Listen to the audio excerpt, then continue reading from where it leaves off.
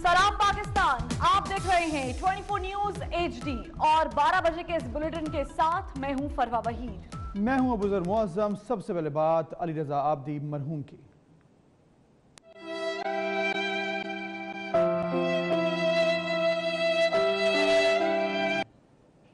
अली रजा Abdi कत्ल case में तफ्तीशी हुकाम ने गार्ड समेत 7 अफराद के बयानात रिकॉर्ड कर लिए हैं। तफ्तीशी हुकाम के मुताबिक अली रजा आब्दी पर 7 गोलियां फायर की गई। गाड़ी पर 3 गोलियों के निशानात हैं, जबकि 5 गोलियों के खौल भी मिले हैं। आपको बताते चलें कि तफ्तीश का आगाज कर दिया गया है अली रजा आब्दी कत्ल केस में और गार्ड समेत 7 अफराद के इब्तदाई बयानात भी पुलिस ने रिकॉर्ड कर लिए हैं। तफ्तीशी हुकाम के मुताबिक अली रजा आब्दी पर 7 गोलियां फायर की गई, 3 गाड़ी पर लगी और 5 के खौल भी बरामद किए गए हैं।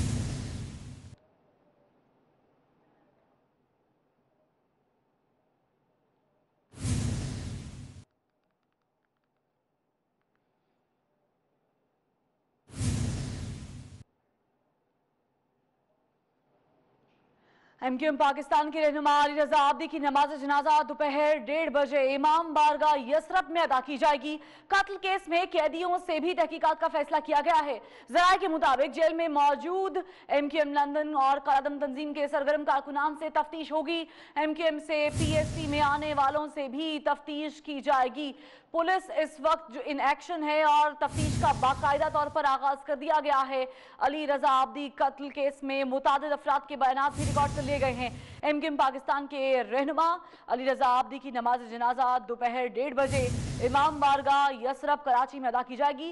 कत्ल केस में कैदियों से भी तहकीकात का गया है और जराये के मुताबिक जेल में मौजूद MQM लंदन और कालादम तंजीम के सरगर्म कारकुनान से भी तफ्तीश होगी। इसी पर बात करेंगे डेप्यूटी ब्यूरो चीफ कराची जिले हैदर और नुमाइंदा 24 न्यूज समीन नवाज से। सबसे पहले जिले हैदर का रुख करेंगे। जिले हैदर बताइएगा, तफ्तीश का बाकायदा तौर पर आगाज कर दिया गया है, कलम बंद किए जा रहे हैं बयानात, कितने अफराद के बयानात कलम बंद किए गए हैं इब्तिदाई तौर पर?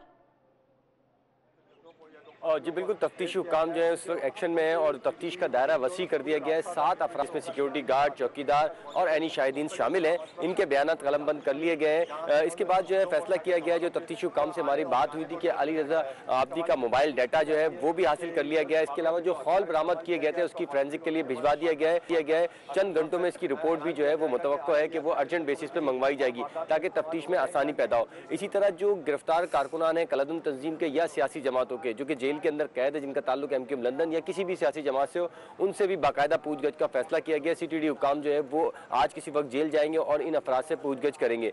तफ्तीश में जो CCTV फुटेज हासिल की गई है उसमें मुल्जिमान के चेहरे वाज़े देखे नहीं जा सकते हैं, लिहाजा मजीद CCTV फुटेज जो कि अतराफ दीगर घरों पर या दुकानों के बाहर लगी हुई है उनके घर के अतराफ, वो तमाम की तमाम आज हासिल कर ली जाएंगी। तो मुमकिन है जो तफ्तीशी हुकाम के मुताबिक कि आज शाम तक जो है वो अहम पेशरफ भी मुतवक्को है और चंद गिरफ्तारियां भी होंगी, जिसके बाद जो है वो तफ्तीश को आगे बढ़ाया जाएगा। जी ठीक, जिले हैदर साथ रहेगा। समीन नवाज, यकीनन गम की ये घड़ी है, घर वाले जो हैं वो गमज़दा हैं और इजहार यकजहती भी कर रहे हैं, अफसोस का इजहार भी कर रहे हैं तमाम तर सियासी रहनुमा। इस वक्त घर का क्या आलम है, घर वाले क्या बताते हैं?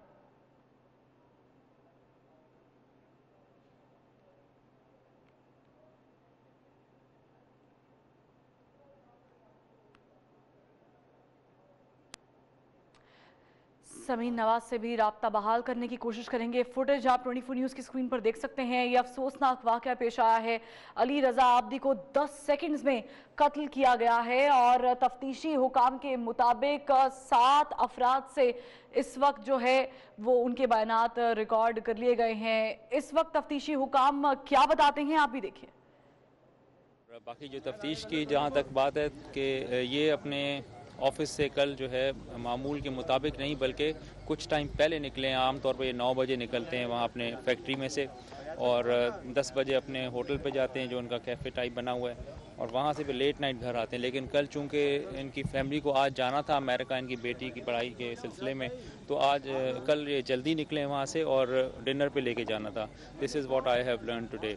और आज जो मेरा मकसद था यहाँ आने का वो यही था कि फैमिली के साथ मिलकर पूछा जाए कि आया कोई इनको थ्रेट था, कोई इमीडिएट किस्म का जो इनको परेशानी जिस तरह होती है तो इस तरह की बात तो उन्होंने नहीं की, लेकिन जनरल थ्रेट तो सबको ही है। जी हाँ, गार्ड्स की इनएक्शन की वजह से, क्योंकि आपने वीडियो देखी होगी, दरवाज़ा उसने खोला है और फ़ौरन फायरिंग हुई है। तो एज अ गार्ड उसकी ट्रेनिंग होनी चाहिए कि इस तरह के वाक़े में उसको क्या करना है।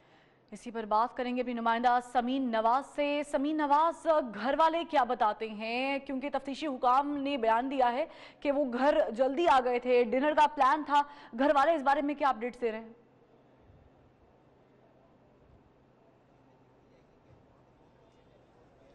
जी बिल्कुल, इस वक्त इनके अहले खाना तो यहाँ मौजूद नहीं है, क्योंकि इमाम बार जहाँ पर जज़्द खाकी मौजूद है अली रज़ा आब्दी का, वहाँ पर अब से कुछ देर में नमाज जनाजा की तमाम तर तैयारियाँ मुकम्मल कर ली गई हैं और नमाज जनाजा की अदायगी के लिए तमाम तर उनके अहले खाना और दोस्त अहबाब इमाम बारगाह पहुँचना शुरू हो चुके हैं।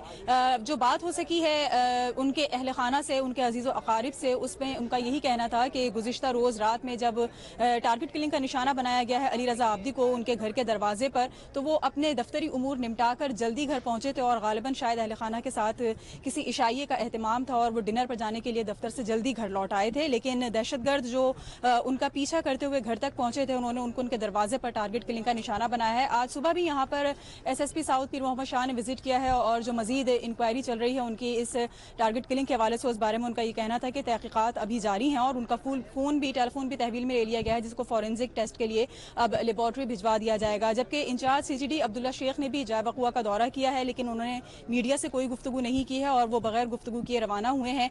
अब से कुछ देर कबल यहाँ पर साबिक MPA मोहम्मद सलीम बंधानी, जो कि अब इस वक्त पाक सरजमीन पार्टी से ताल्लुक़ रखते हैं, उन्होंने भी विजिट किया है और शदीद मजम्मत की है अली रज़ा आब्दी के इस सानहे के हवाले से, उनके इस कत्ल के हवाले से। और उनका यही कहना था कि समझ नहीं आता कि आखिर हुकाम बाला अगर अमन की बात करते हैं और ये कहते हैं कि शहर में अमन कायम हो चुका है, तो ये कैसा अमन है कि चलते फिरते लोगों को टारगेट बनाया जाता है और इतना ईजी एक्सेस टारगेट किलर्स किस तरह से हासिल कर लेते हैं कि अमन अमान को सबुताज कर दिया जाता है। और एक मरतबा फिर अगर कराची में अमन बिगड़ता है और कराची की सूरत हाल ख़राब होती है तो इसके जिम्मेदार कौन होंगे। और उन्होंने यही सवाल किया है कि उनके कातिलों को जल्द से जल्द गिरफ्तार किया जाए, कफरे किरदार तक पहुँचाया जाए और जो कफरे किरदार तक पहुँचाया जाए और जो लोग हैं मुलव्विस इसके पीछे, इन वाक़यात के पीछे, इन साजिशों के पीछे जो कराची का अमन ख़राब करना चाहते हैं, उन कोशिशों को जो है वो नाकाम बनाया जा सके। जी ठीक, ज़िले हैदर, फुटेज मंजर आम पर आ गई है, बड़ा प्लान्ड था ये, और इस बारे में भी बताइएगा कि अली रज़ा आब्दी के साथ सिक्योरिटी किस किस्म की होती थी,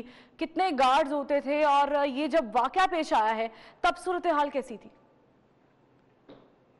जितने इलेक्शन के दौरान जो है उस दौरान इनके पास गार्ड यकीनन होते थे, 3-4 गार्ड इनके पास अमूमन होते थे। लेकिन जिस वक्त ये वाक़या पेश आया इलेक्शन के फ़ौरन बाद, ये सिक्योरिटी जो है, जो पुलिस सिक्योरिटी होती थी इनके साथ, वो वापस ले ली थी। इनके घर पे सिर्फ एक ही सिक्योरिटी गार्ड मौजूद था, एक इनके साथ ड्राइवर था। ये वाक़या हुआ है, तो जब सिक्योरिटी वापस ले ली थी उसके बाद से इन्होंने अपनी हमरा सिक्योरिटी रखना बंद कर दी थी और इनके साथ कोई सिक्योरिटी गार्ड नहीं होता था। ये दफ्तर अमूमन ड्राइवर के साथ या अकेले ड्राइव करके ही जाते थे या किसी अजीज़ व अरीब के पास या फिर दोस्तों के पास जब जाना होता था उस दौरान भी ये अकेले ही ड्राइव करते थे या ड्राइवर इनके साथ होता था।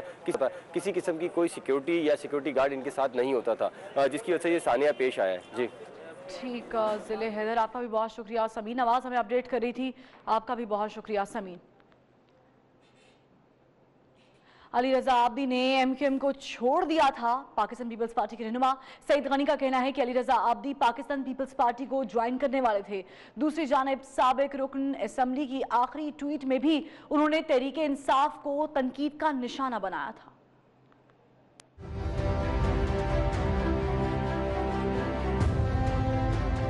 MQM क़यादत से इख्तलाफात के बायस अली रज़ा आब्दी ने पार्टी रुकनीत से इस्तीफ़ा दे दिया था। रहनुमा पीपल्स पार्टी सईद गनी का कहना है कि Ali Raza Abdi peoples party में शमूलियत इख्तियार करने वाले थे, जबकि उनकी आसिफ अली जरदारी से मुलाकात भी हुई थी।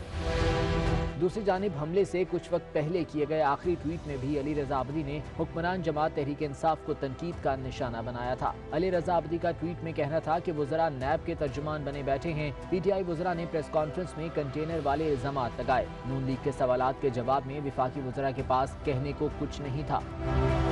एक और ट्वीट में उन्होंने कहा था कि बेचारी नौमौलूद सियासी मखलूक समझती है कि JIT रिपोर्ट हतमी फैसला होता है। आज से पहले कितनी JIT 100% साबित हुई। बल्दिया फैक्ट्री की 6 JIT बन चुकी हैं, लेकिन केस वहीं का वहीं है। कराची में एक और सियासी रहनुमा नामालूम अफराद की दहशतगर्दी का निशाना बन गए। कातिलाना हमले में जहाँ बहक होने वाले MQM पाकिस्तान के साबिक MNA अली रज़ा आब्दी की जिंदगी के नशे व फराज पर देखते हैं ये रिपोर्ट।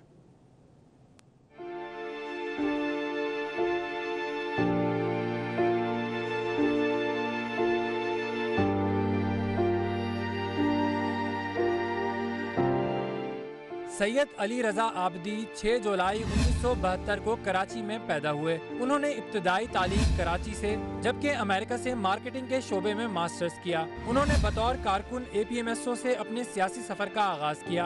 2013 के आम इंतखाबात में अली रजा आबदी कराची के हल्के 251 से मुंतखब हुए, जबकि 2018 के आम इंतखाबात में उनको वजीर आजम इमरान खान के हाथों शिकस्त का सामना करना पड़ा। पार्टी में जारी इख्तलाफात के बाइस उन्होंने सियासत से किनारा कशी इख्तियार कर ली। MQM के मकतूल रहनुमा सैयद अली रजा आबदी सोशल मीडिया पर बहुत एक्टिव थे, जबकि सियासत के अलावा अपने जाती कारोबार से भी वाबस्ता थे। 6 जुलाई 1972 को कराची में तुलू होने वाला सैयद अली रजा आबदी का सूरज 25 दिसंबर 2018 को अपने घर की दहलीज पर गुरूब हो गया। अली रजा आबदी का कत्ल इंतहाई अफसोसनाक वाक़या है। वो नफीस इंसान और महबूब वतन थे। डॉक्टर आसिम हुसैन का कहना है कि शहर में सिक्योरिटी सूरत हाल को बेहतर करने की ज़रूरत है। कत्ल में मुलविस अफराद की निशानदेही होनी चाहिए। नून लीग की क़यादत ही नहीं है, नून लीग की भाग दौड़ किसी के पास भी जाए फ़र्क नहीं पड़ता। अफसोस हुआ कि वो जान बहक हो गए। वो एक भले इंसान थे और मेरी उनसे वाक़ियत भी थी और वो पाकिस्तान के लिए बड़ा जज्बा रखते थे और उनकी विजन और थॉट बड़ी क्लियर थी। और इस किस्म के वाक़यात कराची में होना अच्छी बात नहीं है और मेरा ख्याल है कंसर्न अथॉरिटीज़ को इसके ऊपर एक्शन लेना चाहिए कि law and order situation Karachi में सही रहे, क्योंकि ये अगर चीज़ बढ़ गई तो इससे बहुत नुकसान होगा और बहुत ज़्यादा। उधर पाकिस्तान में जर्मनी के सफ़ीर मार्टिन कॉबलर ने MQM के रहनुमा अली रजा आबदी के कत्ल पर इंतहाई अफसोस का इजहार किया है। उन्होंने अपने ट्वीट में कहा कि मैं आबदी के कत्ल की खबर पर इंतहाई अफसरदा हूँ। सियासत में तशद्दुद की कोई जगह नहीं होती। मेरी हमदर्दियाँ गमज़दा ख़ानदान के साथ हैं, तो ट्वीट किया है। और पाकिस्तान में जर्मनी के सफ़ीर मार्टिन कॉबलर ने MQM के रहनुमा अली रजा आबदी के कत्ल पर इंतहाई अफसोस का इजहार करते हुए जो ट्वीट किया उसमें उन्होंने कहा कि मैं अली रजा आबदी के कत्ल की खबर पर इंतहाई अफसरदा हूँ। सियासत में तशद्दुद की कोई जगह नहीं होती। मेरी हमदर्दियाँ गमज़दा ख़ानदान के साथ हैं। ग्रुप्स को, दोनों ग्रुप्स को हम बहुत कोशिश कर रहे थे कि मिल जाएं, तो उसमें वो अलग से भी हमारे साथ भी थे, अलग भी कर रहे थे, तो इसी जद्दोजहद में थे वो। और अभी लास्ट टाइम तो वो इलेक्शन भी लड़े, तो जब ये हुआ था उसमें। सरदार साहब, क्या आप समझते हैं टारगेट किलिंग का ये वाकया हुआ? नहीं, ये टारगेट किलिंग नहीं है, ये तो बिल्कुल एक साजिश के तहत मारे गए। ऐसा नहीं है कि कोई मैं आप आके और कह जाएंगे ये इनको मार देना, ऐसे नहीं है। तो आपको क्या लगता है कौन मुलविस हो सकता है? अब ये तो इसमें तो अल्लाह ही जाने के कौन हो सकते हैं। क्योंकि पहले PSP के कारकुनों को अभी 2 दिन पहले ही तो हुआ था, वो PSP के 2 कारकुन मार दिए वहाँ पर जाके। तो ये तो सारा रिलेटेड टू MQM हो रहा है ना। सर, आप क्या समझते हैं कि हालात के खराब होने के चांसेस होते हैं कराची के? नहीं, कराची में तो कौन से बहुत अच्छे हालात हैं, लेकिन अब वो एक ये तो हो ही रहा है, अब वो दूसरा किस्सा पीपल्स पार्टी के साथ शुरू हो रहा है, तो हालात तो मैं नहीं समझता सही रहेंगे। ठीक है सर। 15-16 में जिस तरह वेव थी, अभी पिछले 1 महीने में जो है 3-4 वाकयात हुए बड़े इस तरह से, तो इस हवाले से क्या कहेंगे, क्या कंसर्न चाहते हैं? नहीं, अब कहा नहीं जा सकता है, लेकिन कोई ना कोई साजिश हो रही है। कहाँ हो रही है, कहीं हो रही है। ठीक है, thank you sir. Thank you sir. Allah रहम करे। चलिए चलेंगे आपको जहां पर फारूक सत्तार इस वक्त गुफ्तगू कर रहे हैं। हमारे साथ बहुत बड़ा जुल्म हुआ है। अली रजा आबदी भाई मेरा दस्ते बाजू थे, दस्ते राज थे और खरे और बहुत सच्चे इंसान थे। और मैं समझता हूं कि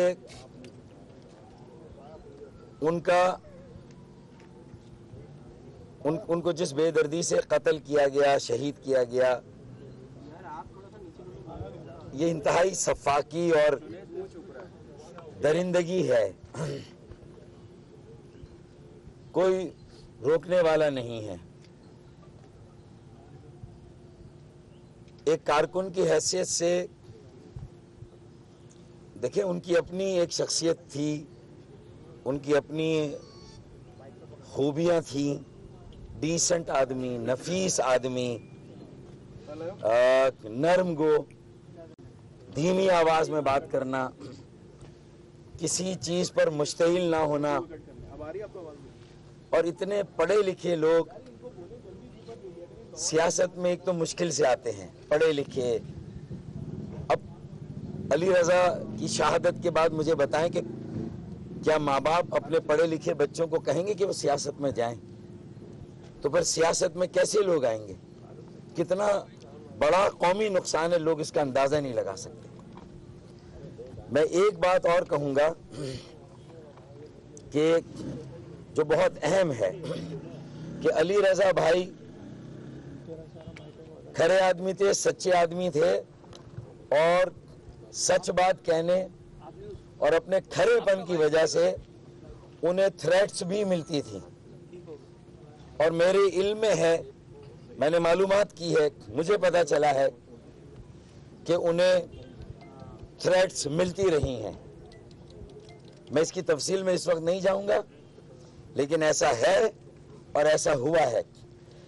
और उन्हें हुकूमत सिंध ने, वफाकी हुकूमत ने, एक हाई प्रोफाइल आदमी जिसके ट्विटर से पता है कि वो किस सोच का, किस फिक्र का आदमी है, इस मुल्क में वो बुनियादी तब्दीली की बात करता था, आम आदमी को बाइख्तियार बनाने की बात करता था, एक जहनी अवामी इनकलाब की बात करता था।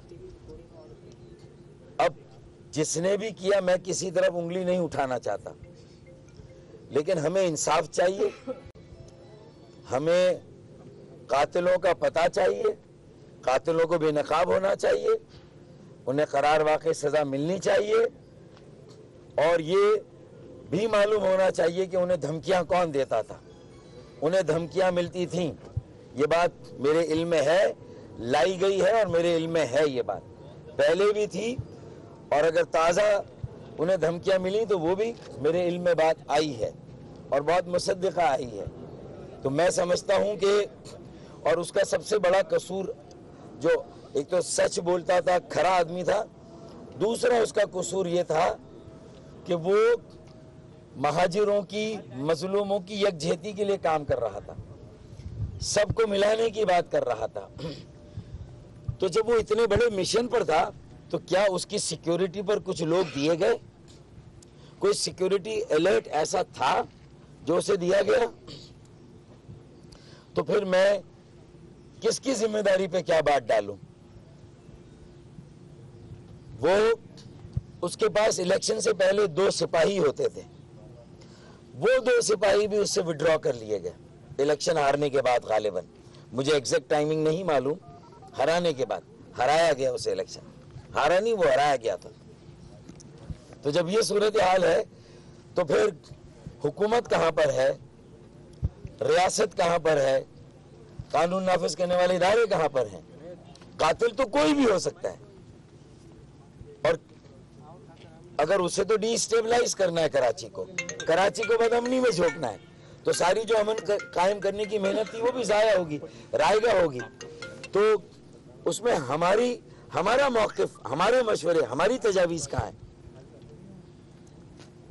अली रजा को कभी बुला के पूछा गया कि लोगों की साइकी क्या है, लोग क्या सोच रहे? 1.5 लाख जिसके ट्विटर पर फॉलोअर्स हों, क्या उससे कभी राय ली किसी ने? हुकूमत ने, कानून नाफिज करने वालों ने, किसी ने?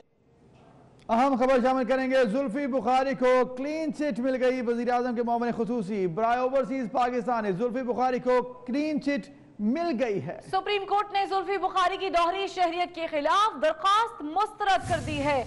अदालत ने मामले खुसूसी की हैसियत से जुल्फी बुखारी को काम करने की इजाजत दे दी है। जुल्फी बुखारी को क्लीन चिट मिल गई है, अपना काम जारी रख सकते हैं। वजीर आजम के दोस्त और मुआवन खुसूसी बराए ओवरसीज पाकिस्तानी जुल्फी बुखारी को कोर्ट की जानिब से क्लीन चिट मिल गई है। सुप्रीम कोर्ट ने जुल्फी बुखारी की दोहरी शहरियत के खिलाफ दायर दरखास्त मुस्तरद कर दी है। अदालत ने मुआविन खुसूसी की हैसियत से जुल्फी बुखारी को काम करने की इजाजत दे दी है।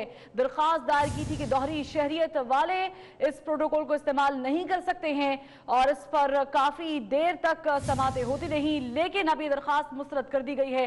जुल्फी बुखारी अब दोहरी शहरियत के साथ अपना काम जारी रख सकते हैं। मिनिस्टर साहब को असिस्ट कर रहा हूँ। अब वो वजीर नहीं है, उनकी है, काम मैं उनके लिए कर रहा हूँ। आप मेरा कोई भी रिकॉर्ड निकाल के देख लें कि जो भी मैंने छोटा बड़ा जो भी काम किया हो, मैंने हमेशा बोला कि पीएम साहब ने ये किया, पीएम साहब ने ये, अगर ब्रिटिश एयरवेज को हो गया, कतर का हो गया, मैंने बोला पीएम साहब की कामयाबी।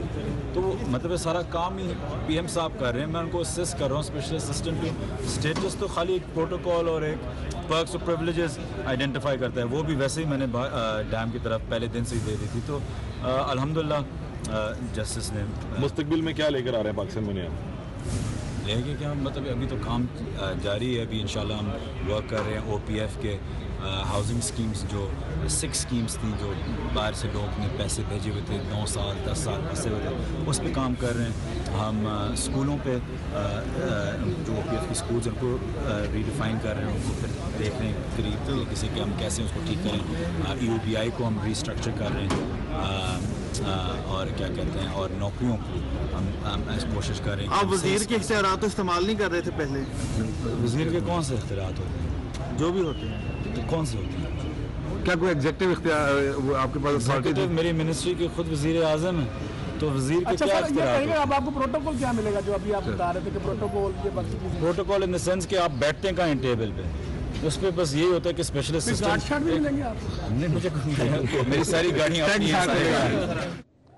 तो क्लीन चिट जो है वो मिल गई जुल्फी बुखारी को। उधर साबिक वफाकी वज़ीर रेलवे ख्वाजा साद रफीक ने कहा है कि शेख रशीद ने सुप्रीम कोर्ट में गलत बयानी की। शेख रशीद को जलन और हसद से ग्रेज करना चाहिए। नैब का रवैया ठीक है, मुझे नैब कानून पर एतराज़ है, मेरे खिलाफ नैब केस गलत है, एहतसाब के नाम पर नून लीग को टारगेट किया जा रहा है। बात हो गई है, बस आज पेश हुए हैं। और मैं ये ज़रूर कहूँगा कि रेलवे में मैंने ग्रां कदर काम किया है और मुझे अफसोस है कि शेख रशीद साहब ने सुप्रीम कोर्ट में लोकोमोटिव्स की प्राइस के हवाले से गलत बयानी की है। ना तो 22 करोड़ का लोकोमोटिव अमेरिका का आता है और ना 44 करोड़ में ख़रीदा गया। दोनों फिगर्स उन्होंने सुप्रीम कोर्ट में गलत, दोनों फिगर्स गलत हैं उनके। ना कीमतें यानी जिस कीमत पे मिलता है वो भी गलत बता रहे हैं और जिस पे लिया वो भी गलत बता रहे हैं। तो मैं समझता हूँ उन्हें जलन और हसद से गुरेज करना चाहिए। नहीं, मेरे से रवैया इनका ठीक है, लेकिन मुझे नैब कानून पे एतराज़ है और जो मेरे खिलाफ केस है वो गलत है। कौन कौन सी इंक्वायरी शुरू होनी है भाई, हमारी बारी जो आई गई इस वक्त। नवाज शरीफ साहब को जो सजा दी गई है, इससे बड़ा जुल्म कोई नहीं हो सकता। तो मुस्लिम लीग नून जो है वो एहतसाब के नाम पे मुस्लिम लीग नून को टारगेट। उस जमीनों पर कब्जे के केस में MNA मलिक अफजल खोखर की जमानत मंजूर कर ली गई है। सेशन अदालत ने 1 लाख रुपए की जमानती मुचलकों के एवज जमानत मंजूर की है। तो आपको आगाह कर रहे हैं, जमानत मंजूर हो गई। गुज़िश्ता रोज इनको गिरफ्तार किया गया था और आज जमानत भी मिल गई। जमीनों पर कब्जे के केस में MNA मलिक अफजल खोखर की जमानत मंजूर की गई है और अदालत ने 1 लाख रुपए के जमानती मुचलकों के एवज जमानत मंजूर की है। और इसके साथ साथ आपको बताएं कि गुज़िश्ता रोज जो है अफजल खोखर को गिरफ्तार किया गया सुप्रीम कोर्ट लाहौर रजिस्ट्री के बाहर से।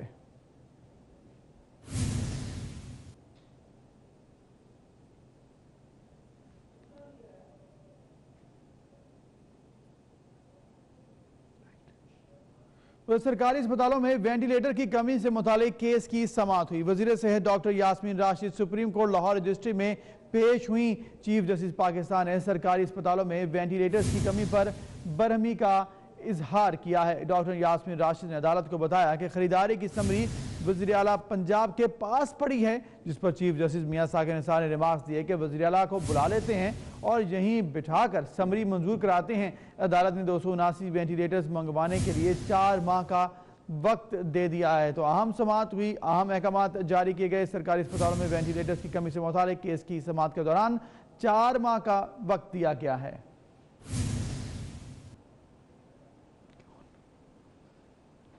ऑपोजिशन लीडर शहबाज शरीफ के हवाले से बात करते हैं। तिब्बी मुआयने के लिए पिम्स ने मेडिकल बोर्ड उनके लिए तश्कील दे दिया है। बोर्ड में पिम्स के सीनियर डॉक्टर तनवीर खालिक, डॉक्टर रऊफ नियाजी समेत 8 डॉक्टर्स शामिल हैं। मेडिकल बोर्ड मियां मोहम्मद शहबाज शरीफ की मेडिकल रिपोर्ट्स का जायजा लेगा।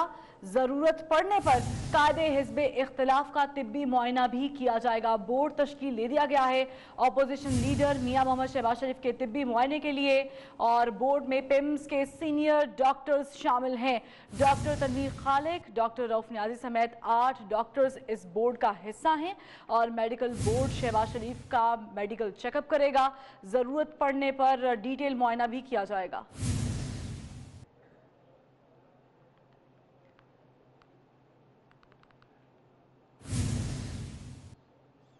आगे बढ़ते हैं। शहीद मोहतरमा बेनज़ीर भुट्टो की 11वीं बरसी की तैयारियां जारी हैं।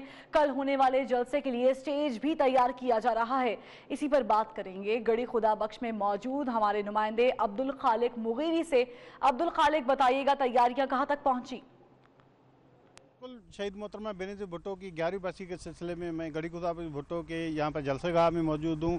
ये वो जलसागाह है जहाँ पर कल दोपहर को जो है शहीद मोहतरमा बेनज़ीर भुट्टो की 11वीं बरसी की तकरीब में यहाँ पर बहुत बड़ा अवामी जलसा होगा और यहाँ पर पीपल्स पार्टी के चेयरमैन बिलाल भुट्टो ज़रदारी, साबिक़ सदर आसिफ ज़रदारी और दीगर जो है मरकज़ी रहनुमा यहाँ पर जलसे से खिताब करेंगे। और इस जलसे गाह की अगर बात की जाए तो ये स्टेज जो है 150 फीट पर मुश्तमिल है, और जबकि जो है ये मैं अपने कैमरामैन को बिलावल को कहूँगा कि ये दिखाएं कि जो जलसा गाह है यहाँ पर जो है जो गिलें लगी हुई हैं, ये सबसे पहले जिसमें यहाँ ख़वातीन का जो स्टैंड बनाया गया है, यहाँ पर ख़वातीन के लिए क्या जो है इंतज़ाम किया गया है। इसके बाद जो है पूरा मुकम्मल ग्राउंड है और इस ग्राउंड के मुतालिक जो है बताया जा रहा है कि गड़ी खुदा बख्श भुट्टो मज़ार के जो ग्राउंड है वो तकरीबन 10 लाख स्क्वायर फीट पर मुश्तमिल है और यहाँ पर बैक वक्त जो है 5 लाख जो है लोग जमा हो सकते हैं और इस जो है जलसे गाह में शिरकत कर सकते हैं। जबकि इसके पीछे जो है बराबर बिल्कुल जो है ये अपना जो है जलसे गाह के पीछे जो है ये अपना इस्तकबालिया कैंप लगाया गया है और रिहायशी इंतज़ाम भी है जहाँ पर जो काफ़िलों की सूरत में लोग आएंगे उसके जो है रिहाइश का और खाने पीने का इंतज़ाम है। और जलसे के जो है इस तरफ अगर बात की जाए तो मज़ार के अंदर बिल्कुल यहाँ पर मज़ार भी है और लोग जो है यहाँ पर जो है मज़ार पर भी हाज़िरी देंगे और यहाँ पर जलसे गाह में भी शिरकत करेंगे और उनके जो है अपनी इस्तकबालिया कैंप है, रिहायशी कैंप है, वहाँ पर भी रिहाइश कर सकते हैं और खाना पीना यहाँ पर हो सकता है। और इस जो मज़ार है इसमें मुकम्मल जो है 13 गेटें लगाई गई हैं और 13 गेटों पर जो है मुख्तलिफ जो है लोग जो है कैटेगरी के उनकी जो है यहाँ पर आमद होती है, उनकी एंट्री होती है और इसी तरह से यहाँ पर जो है जलसे गाह। अब्दुल खालिक मुगीरी बहुत शुक्रिया आपका। नाज़रीन, एहतसाब का अमल वफादारियां तब्दील कराने के लिए है। पीपल्स पार्टी के सीनियर रहनुमा कमर जमान कारा ने सखर में मीडिया से गुफ्तगू करते हुए कहा कि जो झुक गया उसके सारे गुनाह माफ हो जाते हैं। भुट्टो खानदान के ऊपर भी बहुत केसेस बनाए गए, हमें हक हासिल है कि इल्जामात का दिफा करें। वफादारियां तब्दील करने की बात करने वाले खुद लोगों की वफादारियां तब्दील करा रहे हैं। करना है बिल्कुल किसी तरह की गलती को डिफेंड करने के लिए नहीं है, लेकिन इल्जामात का बहरहाल हमने दिफा करना है और वो इल्जामात तारीख में हमारे खिलाफ गलत लगते रहे और ये जो एहतसाबी अमल है ये लोगों की वफादारियां तब्दील करने का जरिया रहा। आज फिर हम देख रहे हैं ये जो बड़े बासूल और नए पाकिस्तान वाले थे ये कहते थे लोटे पैदा करते हैं, वफादारियां तब्दील कराते हैं। कल तो खैर हमारी एजेंसियों का हमेशा रोल रहा, उन्होंने पैट्रियट भी बनाए हैं, उन्होंने बहुत सारे वफादारियां और तब्दील कराई। कमर जमान कारा के बाद पाकिस्तान पीपल्स पार्टी के सीनियर रहनुमा सैयद खुर्शीद शाह का कहना है कि नवाज शरीफ को सजा होगी सबसे पहले जानते हैं। हुकूमती वुज़रा के बयानात में नवाज शरीफ को सजा का जिक्र मौजूद था। हुकूमत तासुर दे रही है कि हुकूमत और अदलिया एक पेज पर है, नैब का हुकूमत से गठजोड़ है। ये तासुर भी बन चुका है कि हुकूमत और नैब भी एक पेज पर हैं। हुकूमती वुज़रा ऑपोजिशन अराकीन को बेचने में जो है वो बता रहे हैं आगे हैं और फंसने की धमकी भी दे रहे हैं। हुकूमती वुज़रा कहते ही रहे हैं कि नवाज शरीफ के बेटे आ जाते तो नवाज शरीफ बच जाते।